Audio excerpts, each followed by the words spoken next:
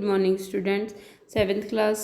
चलो बेटा, फिर से स्वागत है आपका एक बार विज्ञान विषय की क्लास में। और आपका बचा हुआ जो पार्ट है 8वां पार्ट, उसको पूरा कर लेते हैं। तड़ित झंझावात और साइक्लोन्स जो है चक्रवात, उनके बारे में हमने पढ़ा कि सभी झंझा या तूफान निम्न दाब के तंत्र होते हैं। बिल्कुल, जब तक उसकी निम्न दाब का क्षेत्र नहीं बनता है तो वहाँ पर कोई भी झंझावात या साइक्लोन उत्पन्न नहीं होता है। झंझा के निर्माण में पवन महत्वपूर्ण भूमिका निभाती है, इसीलिए पवन के वेग की माप करना महत्वपूर्ण है। देखो, झंझावात या तड़ित या फिर साइक्लोन्स में सबसे महत्वपूर्ण रोल जो है वो हवाओं का ही है, पवनों का ही है। इसीलिए पवनें किस वेग से आ रही है उसी पे उसकी तीव्रता डिपेंड करती है, यानी उसकी प्रबलता डिपेंड करती है कि कोई भी तूफान या साइक्लोन चक्रवात जो वो कितना प्रबल है। तो पवन की प्रबलता नापने के लिए या वेग को मापना महत्वपूर्ण है। वेग की माप करने वाले उपकरण को वायुमापी कहते हैं। ये देखिए, यहाँ पर वायुमापी का चित्र है। पवन के वेग को मापने के लिए वायुमापी। और कहाँ सोर्स क्या है इसका? भारत मौसम विज्ञान विभाग, नई दिल्ली से। साउथ और नॉर्थ वाले जो दो चीज़ें दिख रही है, और ऊपर ये दोनों उपकरण जो है वो क्या है ये पवन के वेग को मापने के लिए वायुमापी है। दोनों के चित्र आज आपको होमवर्क में बनाने हैं यहाँ से। चलो आगे, प्रभावी सुरक्षा उपाय। देखिए, कोई भी टॉर्नेडो हो या चाहे चक्रवात हो, उनसे किस प्रकार हम लोग बच सकते हैं, क्या हमें सुरक्षा उपाय पहले से ही करने चाहिए। चक्रवात के दुष्प्रभावों को कम करने में निम्नलिखित व्यवस्थाएं सहायक हो सकती है। सरकारी सामाजिक स्तर पर व्यवस्था, या तो सरकार अपने स्तर पर व्यवस्था करे, कुछ समाज अपने स्तर पर करे, और कुछ पर्सनल भी हो सकती हैं। देखिए, चक्रवात पूर्व अनुमान और चेतावनी सेवा, यानी पहले से ही पता चल जाए किसी स्थान में अगर चक्रवात आने वाले हैं। सरकारी संस्थाओं, समुद्र तटों, मछुआरों, जलपोतों और आम जनता को शीघ्र अतिशीघ्र यानी शीघ्र से शीघ्र चेतावनी देने के लिए तीव्रगामी संचार व्यवस्था। तुरंत जो कम्युनिकेटी आपकी वो तुरंत ऐसा होना चाहिए कि जब आने वाले हैं चक्रवात या तूफान, तो उनकी सूचना पहले ही सबको मिलनी चाहिए। चक्रवात संभावित क्षेत्रों में, जहाँ यानी चक्रवात ज़्यादा आते हैं वो चक्रवात संभावित क्षेत्र होते हैं। चक्रवात संभावित क्षेत्रों में चक्रवात आश्रयों का निर्माण और लोगों को तेजी से सुरक्षित स्थानों पर पहुंचाने के लिए प्रशासनिक व्यवस्था। वहाँ का प्रशासन या वहाँ की सरकार जो है वो क्या व्यवस्था करेगी इनके लिए चक्रवात संभावित क्षेत्रों में, है ना, वहाँ से लोगों को हटाने के लिए, नई जगह आश्रय देने के लिए।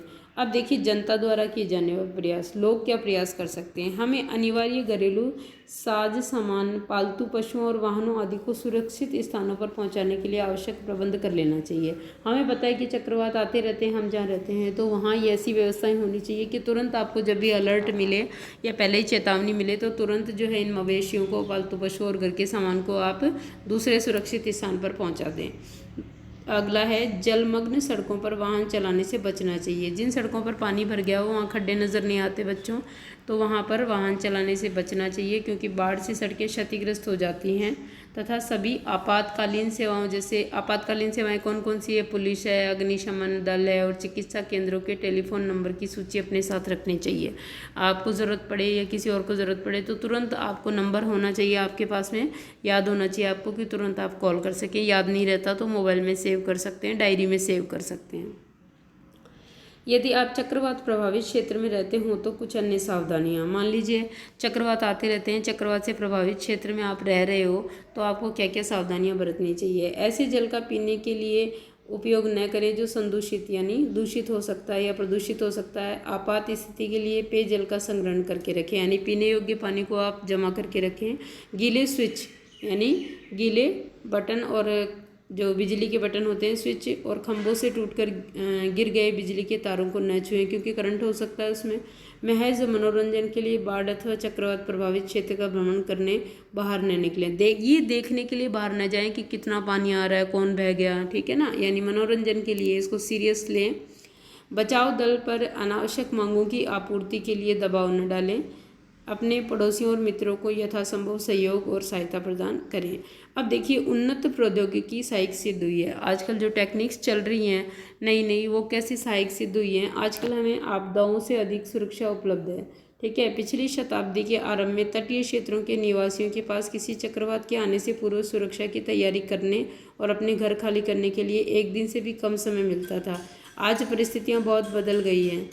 उपग्रहों और राडार की उपलब्धता से यह संभव हो गया है कि किसी भी संभावित झंझा के 48 घंटे पहले ही चक्रवात सतर्कता अथवा चक्रवात सूचना जारी कर दी जाती है। देखो 48 घंटे पहले यानी 2 दिन पहले कम से कम आपको ये सूचना मिल जाएगी कि संभावित क्षेत्र में चक्रवात आ सकता है या झंझा आ सकती है। पहले कम से कम 1 दिन से भी कम समय पूर्व ही पता चलता था, तो टाइम बहुत कम होता था। लेकिन एडवांस टेक्नोलॉजी जैसे राडार वगैरह हैं, इनसे ये उपग्रह और राडार हैं, उनसे ये पता लगने लग गया है कि संभावित क्षेत्र में अगले 2 दिनों के अंदर तड़ित या झंझावत हो सकता है। और चक्रवात चेतावनी भी कम से कम 24 घंटे पहले जारी कर दी जाती है। जब चक्रवात तट के निकट होता है तो हर घंटे अथवा आधे घंटे पर उसकी प्रगति और दिशा के बारे में संदेश प्रसारित किए जाते हैं कि कितना वेग से बढ़ रहा है, कितनी जल्दी तट तक आ जाएगा, कितनी धीमी गति है। अनेक राष्ट्रीय और अंतर्राष्ट्रीय संगठन चक्रवात से संबंधित आपदाओं को मॉनिटर करने में सहयोग प्रदान करते हैं, ठीक है। और इसके अलावा नेशनल इंटरनेशनल जितने भी ऑर्गेनाइजेशन है वो भी इस चीज़ में हेल्प कर रही है। तो इस प्रकार देखो हम लोग तड़ित और झंझावत से सुरक्षात्मक उपाय कर सकते हैं पूर्व में ही, अगर हमें सूचना मिल जाए, संभावना क्षेत्र में हम रहते हैं तो, ठीक है।